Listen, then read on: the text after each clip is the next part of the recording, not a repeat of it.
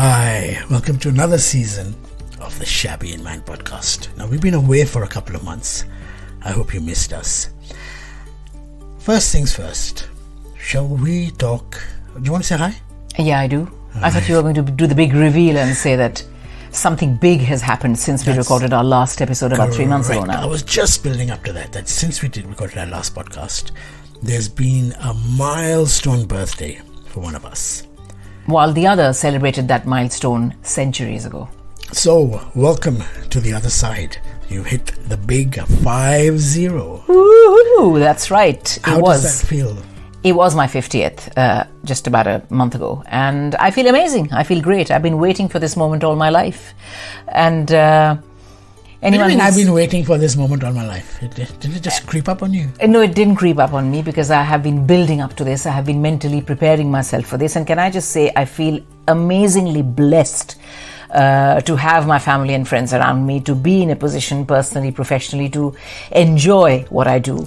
And we take the same category now. You know when you go for a survey? Yeah. And they ask, are you in this age range, that age range? Finally, you mean? You and me are in the same group. Listen, steady on, yeah? कहते हैं ना वो कि मेरे को 50 हुए अभी जुम्मा 8 दिन ही हुए हैं. So I'm only just starting, whereas you, of course, know what it feels like to be in your 50s for decades. I mean, I don't want to imply anything, but when a woman in her 50s, are you feeling that, the backache, the doctor's appointments, the walking stick, the wrinkle creams, the decaf coffee? You must give me the name of this book of stereotypes, wherever you found it. Perimenopause, reading glasses. Listen, you forgot one early thing. Nights. I can go on and on. You forgot one thing. What's that? A short fuse. So just zip it and let's get on with the podcast.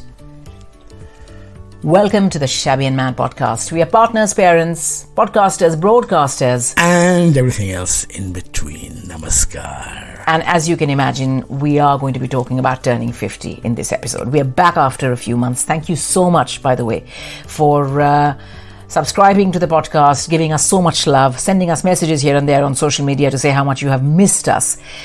So we were away on holiday as well. That's a topic for another day. But today we are concentrating on the big 50. I celebrated my 50th in the first week of July. And to answer your question, I think it's an incredible place to be if you're still blessed enough to have your tribe with you, with Touchwood. I am. I was going to say, in all seriousness, do you feel any different? Do you feel more confident that you don't really care that much anymore about what people think? Yeah, I think it's absolutely right. Something just ticked and flipped to the other side? I mean, not overnight, but I think I completely see now where people are coming from when they say that as you grow older and as you start ticking off these milestone birthdays, you grow more and more impatient with people who are not your type. So you don't want to be politically correct all the time. You don't want to please others all the time. You don't want to put yourself last and kind of think of everybody else all the time. You want to make you a priority. And I think 50 is that age and stage where you feel that I've done what I had to do. I've built my friendships. I've got by God's tremendous grace, I've got my family around me. I'm in a profession that doesn't feel like a job. My family are healthy, happy. But aren't most of your friends from like 20, 30 years ago, like your college, university? No, absolutely, friends? yeah. So they also say that, it's hard to make genuine friends as you grow old. But I feel that 50 is not to be feared. Again, maybe I'm saying this because I have no other choice but to embrace 50. But I truly feel that I am in an incredibly blessed and happy place where I've started caring less and less about what the world thinks of me. And I have decided to start investing more in myself, in my own well-being, in my own choices, and in leading life the way I want to lead. I remember when I turned 50. Oh, you still remember? Yeah. My God, I have a very foggy recollection of your 50th birthday. I know it featured all your favorite food stuff like kebabs and beer, and it was a wonderful summer's day, I remember. But beyond that, you were 50 a long time ago. I mean, that was the first time I probably got what you're going to get used to now. Brain fog. Oh. Because I can't remember exactly what happened, but I remember that I was also very grateful. There's a lot of gratitude and all. You hit that milestone. Yeah. Now it's time to step over it and move on. Well, there is one big difference between you turning 50 and my turning 50. And what would that be? Not just the fact that we are virtually bookending the decade, but the fact that I think you lived in denial for the longest time. You didn't really want to admit it to yourself or the world that 50 was creeping up on you. Whereas I've been dhindora pitoing about my big landmark birthday looming on the horizon for as long as I can remember. I think you settled into it quite easily. And as far as I can tell, it's been, even from a personal perspective, it's been a decade where we have celebrated a lot of stuff vis-a-vis our kids, kind of, like passing many milestones as well, going through the paces, going through school. And just to let you know that this biker gear that I wear is not a midlife crisis. Oh, it isn't? No, I suddenly have, I like motorbikes. Oh, you do? And where do you park your Harley, may I ask? Nowhere in the vicinity, nowhere that I know of, perhaps in the showroom. That's true, I may not have a Harley. Maybe in the showroom. But I've got the Harley shoes. Yeah, it's okay. Well, and you'll say that, I know who Harley Quinn is, or whatever. But I think 50 is a time for gratitude. 50 is a time for celebration. And 50 means different things to different people. But I am really looking forward to embracing new hobbies. I think that's another thing which people say, agar kuch naya karo to aksar log kehte hain ki midlife crisis. Like people say we want to find ourselves, we want to do a bit of yoga, we finally want to... There's nothing, I think it's very good to do yoga. Yeah. I wish I was more flexible. And just before someone writes in, I know there's no such thing as Harley shoes, they're Harley boots, but you knew what I meant. Yeah. But coming back to Harley and 50, I don't know, are people meant to be a certain way? Because again, I'm a professional broadcaster, and when I say it, even to this day, when I say it on air that I've just done 50, a lot of people write in saying, oh my God, you don't sound like a 50-year-old, or OMG, we would never have guessed. So are you meant to sound a certain way? Are you meant to look a certain way? I think all of that, all those meant stereotypes. To have a little bit of gravitas in your voice. Yeah, which I do have. A little bit of authority. Yeah, I feel that I was born old and now I'm getting younger with each passing decade. That's how I look at my life. What was that movie, Benjamin Button? Benjamin Button, that's me. So I feel extremely liberated. And like I said, the first thing that happens to you when you're 50 is, of course, there are big changes in terms of creaking bones, in terms of you not being able to have as many coffees as you like without compromising your sleep, in terms of... No, it doesn't hit everyone. I somehow have still managed to avoid wearing reading glasses. Yep. And I still drink coffee till quite late in the night. But saying that, I have to admit that now I struggle to read ingredients on the packets unless I put it right at arm's length. And you snore a lot, just to let you know. Yes. I don't know if I agree with that. But yeah, because you're fast asleep, you have no idea. But also, coming to reading glasses, I don't need reading glasses because I've had glasses, proper glasses, since the time I was about 17, 18. But there are certain... Now that I'm in my 50s, it's nothing to do with you. Yeah. But do you think I should buy one of those things that you trim your ears and your nose there? Yeah, I think maybe you should, finally. I feel that your health becomes a priority when you're 50. But and strange though it may sound, I'm not actually sad about turning 50, not at all. Because one of the best things about life is that if you have good friends who are all celebrating the same milestone near about the same time as you, and you're still blessed with their company, you're still in touch with them, you've all grown old together, you've all seen the highs and the lows together and been there for each other. I think it becomes an incredible celebration of life. What I am dreading, however, is, you know what I'm going to say, and you keep saying, you can't have a conversation without bringing that up. The fact that our 18-year-old is going to be off to uni and he's going to be leaving the nest this autumn, which is what makes me incredibly sad. I don't know why, because... And it has nothing to do with turning 50. The poor boy has his own life to lead, you know. I know he does, but I think you're not his mum. Maybe that's why you're saying it, or maybe dads don't feel the same way. But that is what's playing on my mind, not so much the fact that I've turned 50. You know what's going to happen? He'll go to uni. Yeah. First month or two, he'll come home with his dirty washing. The first year or two, I was hoping. And then after about 3-4 months, by Christmas time, he won't want to know us. No, I doubt it very much. But we'll have the same conversation At Christmas time. At Christmas time or early next year. Yes. So, well, that's it. What more do you have to say about 50? What do you think? Share with us your wisdom of being in this decade for a few years now. Quite a few years. Many years. It has made no difference to my life at all. Yep. Yeah, I feel exactly the same. No, that's probably because, you were saying earlier that, you tend to be a loner, and this is when you think that, you don't want to make an effort or go out with anyone who exhausts you and tires you. No, that is true. That I say that we've always been loners. We have been loners, but I love my own company. Yeah. I'm not denying that.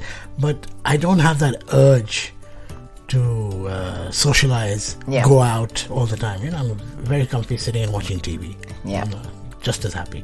Or sitting with a couple of friends in the pub. Yeah. It doesn't have to be ditching music and late nights. Pub crawls. It doesn't have to be all that anymore. Yeah. So that's something that you don't do that much anyway. You don't do that anyway, so you're not going to miss out that much. Yeah, but I do feel that... But you're saying that you go to a lot of events. I go to a lot of events. I was just going to come to that. That the nature of my work is such that I get invited to a lot of parties and events and movie premieres and interviews. And I feel, and it's not something that has happened in the last month because I've turned 50.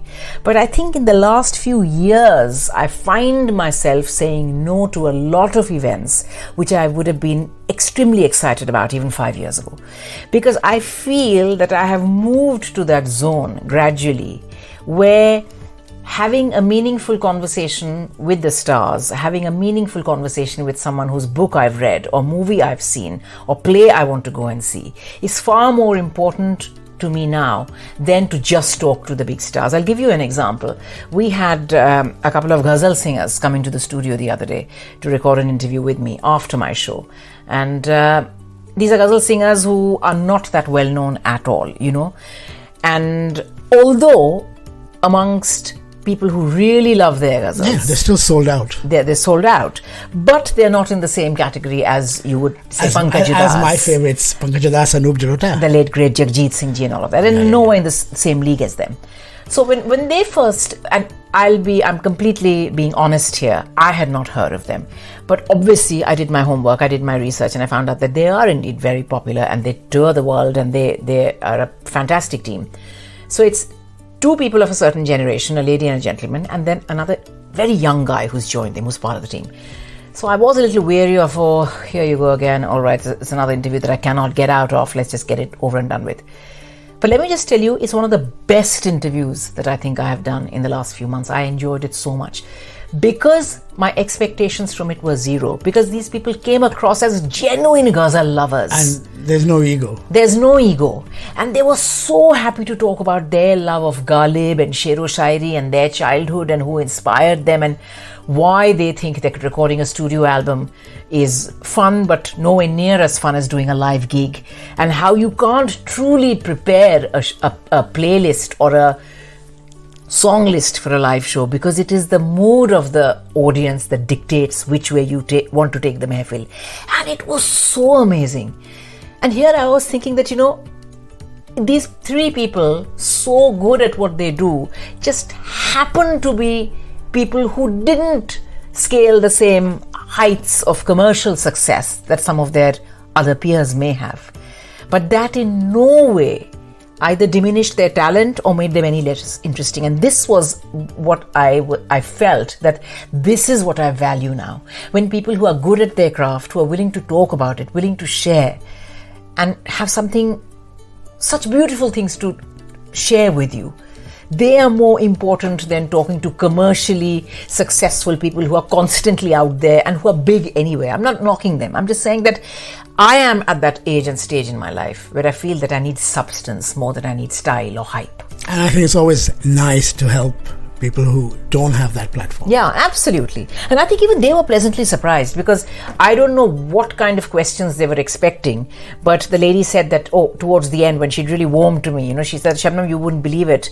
A journalist from the Times of India came to interview me in Mumbai, in my home. And she said something to the effect that Ghalib Sahab ke gaane ya Ghalib Sahab ki geet or something or the other.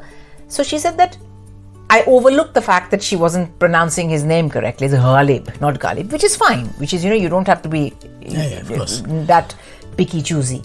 But the fact that every reference that she gave in her question just proved her ignorance. The level of ignorance was absolutely shocking. And she said that, I just didn't know whether to answer her seriously or whether to just kind of laugh it off, saying that you know nothing about what you're saying anyway, so it doesn't matter what my opinion is on this or that. I like people who take their profession seriously and give it the respect that it deserves. Now, I was going to say one of the good things is that you don't suffer from FOMO. No, I don't. Quite the opposite. So you keep telling me that I should sometimes look at what others are doing, what people are talking about. Yeah, I mean, there should be a balance. You don't want to be one of those people who turns up to the opening of an envelope. So you don't want to be like that. No. It goes everywhere. Yeah. But sometimes you should go to certain events. Now, you did go to the Rocky and Rani press release, didn't you? Press preview. We'll make that another episode because I have a lot to say about that. And because as expected, let's just tell the listeners first of all that in the movie, he's a Punjabi boy in Delhi and she's a Bengali girl in Delhi, an intellectual Bengali girl in Delhi. Yes. And we met in Delhi, and I'm Punjabi, and you are Bengali. Yeah. That was my point of interest. That is why I knew that I wanted to see this film. Also because it is Karan Johar's return to the director's chair after Ae Dil Hai Mushkil, which came out about 5-6 years ago. So for many reasons, it was something I did want to see. But I can see that my opinion, my assessment, my critique of the film is at odds. Is in the minority. Yeah, is at odds with what the rest of the world is saying. And I would love to talk about this, and I would love the listeners of this podcast to get in touch with us. I thought you didn't mind it. As I said, it's a one-time watch. It's a one-time watch, but there are certain things which made me deeply uncomfortable. You called me prudish, saying that, maybe now because you're growing old, you can't appreciate what the young generation seems to kind of totally accept as being normal. That could be, of course. What I did see was that there's a lot of photographs in the press about the show you went to. Yeah. And I saw that Karthik Aaryan was there with you. Apparently watching it with us again. Maybe it's because I'm turning 50. The moment it finished, I was out like a shot and I just wanted to come home and get into bed and sleep. It was very late anyway. And it was a working day, which means I had to get up early in the morning the next day. So, maybe that is That's growing old, eh? That's growing old for me. But saying that, FOMO, I've also been invited to another preview this week, by the way, which is Alia Bhatt's Heart of Stone, which is her Hollywood premiere. But I think I will be foregoing that because there's another very interesting and exciting project which is bubbling away on the back burner, which has come my way, and I might have to have a meeting on the same day at the same time as this premiere. So letting go of things which others are buzzing about with absolutely zero regrets, because you know that if it's something really good, you will make the time to watch it, or if it passes you by, so be it. That's life. Well, now that you're a lady of a certain age, shouldn't you be getting yourself a hobby? Gardening, yoga, playing bridge, at least joining a kitty party. ये कौन सी किताबें आप पढ़ रहे हैं? मतलब ये stereotypes की तो हद होती है. Did you say joining a kitty party? I think you're mistaking me for other Sahi women that you might know in the family. Are you talking about my mother? Yes. So, no, I do agree that it's time to hit the reset button, and it's time to look back on life. No, but healthy eating and meditating and all this, going to the gym is all plus points. It's just good for you. Yeah. And it's not that my life is without any regrets. Of course, there are times, but I haven't saved up my regrets to, kind of make me sad after I've turned 50. I'm the kind of girl who kind of holds on to these regrets for the longest time. And there are always things which, when we sometimes sit down and look at our profession, I think that professionally I could have done this. Personally, there's so many boxes that I still need to tick. But I don't let it get to me. Yeah, you were saying that, you plan to cut out unnecessary relationships. Yeah. What does that mean? Expand on that. No, which just means that, people who drain you, people who you feel... again, I'm not saying that everybody that you're friends with has to have the same things as you and has to have the same opinion. It doesn't also have to be friends, to be friends and family. Friends and family. But it's just that you want to be around people who bring you joy. You want to be around people who you learn something from. You want to be around people who inspire you. You want to be around people who infuse you with positivity. Absolutely. You don't want to say, hi, isse bhi milna hai jaake. Oh my God, not that person again. And I'm sure that I have the same effect on others as well. I'm not saying that I'm some doodh ka dhula, mitti ka madho, as they say. But that's what aging does. I think you realize, you find the people that you truly vibe with, and you make quality time for them. Even if you, and that's the beautiful thing about friends who kind of, you're really close to, because it doesn't matter how many days or months or years lapse. That's always true. It doesn't matter how long. You just pick it up from where you left off. That's so my friends as well. So I'm looking forward to doing more of that. And in a nutshell, you want to cut your circle a bit. Yeah. And just be around those who really matter. Let's put it that way. It's a very selfish thing to say. But you want lots of me time. Have I got that right? I think that's true of the two of us for the longest time that I know. We've always been people who've been very fond of our me time, and like I sometimes say to friends, and they find it absolutely incredible and unbelievable that sometimes you and I can be in the same room and still we could be doing our own thing. I could be reading something, looking at something on the phone. You could be watching telly. We could sit here next to each other, being in the same room, not chatting for hours, which is perfectly acceptable to both of us. Sounds like any married couple to me. Oh, well, there you go. So yeah, I think to sum it up, 50 so far, the first month has been absolutely fabulous. Gratitude is the most dominant emotion that I feel when I think of starting a new decade. But I am also the sort of person who looks at the start of each single day as a new beginning. So I didn't have to really wait to be 50 to feel that I can turn over a new page and justify doing many, many things which perhaps would have seemed odd had I done them when I was younger. But you know what they say, एक आग का दरिया है और डूब के जाना है, ना सिर्फ प्यार में लेकिन जिंदगी में भी. And what about doing things that you haven't done till you were 50? I don't know. Yeah, we talk about that. I don't know, like wearing mini skirts and all. No, I've never been a mini skirt sort of a person. I'm not going to start wearing mini skirts in my 50s. Definitely not. Not until I've got back to the gym properly and got back to my youth of my 20s. My youth of my 20s, my youth of last summer, when I first started going to the gym. But you're right. We'll talk about this later when we talk about our holiday, my milestone 50th holiday, because I did go ziplining, which I think was very brave of me, because I'm not into adventure sports. We went ziplining. Yeah, we went ziplining. You're right. It's not that even you were into adventure sports. No, I'm not. So it is about trying out new things. It is about conquering your fears. It is about recognizing how blessed you are to have certain things which others may or may not have. And it is about looking at yourself a lot more kindly, being kinder to yourself, forgiving yourself a lot of things which you earlier would possibly either look at as a flaw or look at as a drawback. It's okay.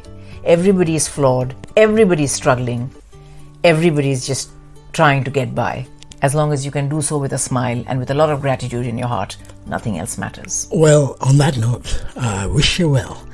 And should we say bye-bye? Let's say our bye-byes. Thank you so much, by the way, for everyone who's been so patient.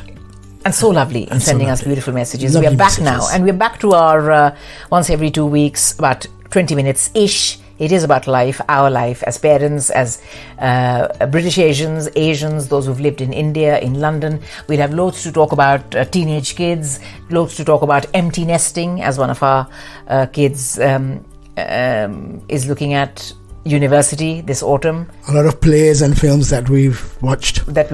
Maybe we should start talking about some of these restaurants that we get invited to. Oh, eat in rather. Yeah. So it is, it is a whole mishmash of things that we are passionate about, or we are kind of talking about anyway. So we thought, let's just put it in the podcast and share it with the rest of us. And as we always forget to say, thanks for subscribing. Don't forget to subscribe if you haven't. And you can find us on all your favorite apps. I don't know why I'm saying that, because if you're listening to us, you're probably listening to us on an app. Yes. Would it be too much information if I said that there is a milestone that the podcast has been wanting to hit for a long time? A big number. We are just inches away from it, and we would love it. We kind of stalled last year. We would love it if you recommended our podcast, if you like what you hear, if you recommended it to your family and friends, because when we do hit that milestone, we'll celebrate it with you, of course. Until then, bye-bye now. Look after yourself. Bye.